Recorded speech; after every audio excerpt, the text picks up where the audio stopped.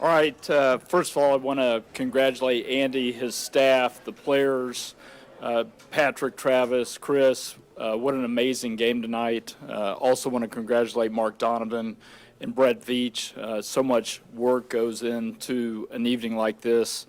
You know, with Brett, it starts early in the off season, and what an amazing job he did of putting this team together and helping us find players to replace some of the people that got injured during the course of the year.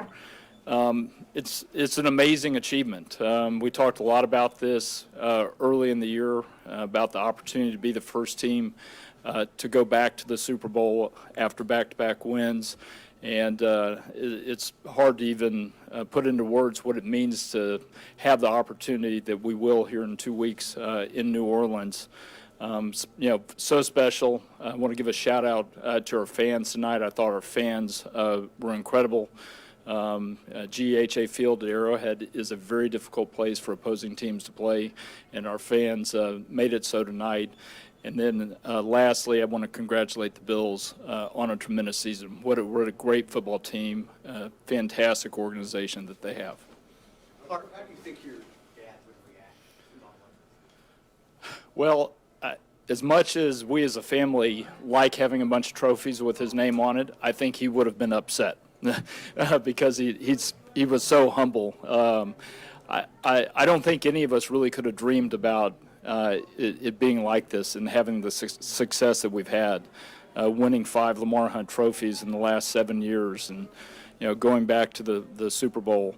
I think he would love it because at his heart he was a fan. He and my mom, they were fans first and foremost, and so I know he would love that aspect of it, and he would also love it for our fans because that was always a focus of his. You mentioned the. Go ahead, Todd. When you think about Andy and Pat and bringing them here, as you think about it in the idea of what it meant for the city, just how do you reflect on their impact over these last? Yeah, well, obviously it's been transformational. You just think back to 2013 when Andy joined the organization, made us an immediate winner, really changed the culture here. And then a few years later, he got the quarterback that he'd been waiting his whole career for. I think there was a comment earlier about why it's so hard, why nobody's ever gone back to have a chance at a three-peat. I think it's because those teams didn't have the combination of Andy Reid and Patrick Mahomes. We'll do 3 more guys. Cool. Sam, Vahe, and Adam. Can you put the impact Andy has had in perspective? You're a historian of the league. Are we looking at maybe the greatest coach in league history? I think he certainly has to be in that conversation. Different time periods make it hard to compare coaches from different generations. Certainly having cleared 300 wins and with the Super Bowl wins that he already has and the AFC championships and NFC championship that he won, he's got to be right there at the top. I think the great news for Chiefs fans is he's not done. Right? We've got work to do here in 2 weeks, and then I know he's excited about the challenge of coming back next year. Clark, Andy mentioned the gut-wrenching wins, and I wonder what that's been like for you all season. I mean, have you seen that as something building towards this, or at times worrisome? How did you process that? How do you think it impacted today? Yeah, I think it was all of that.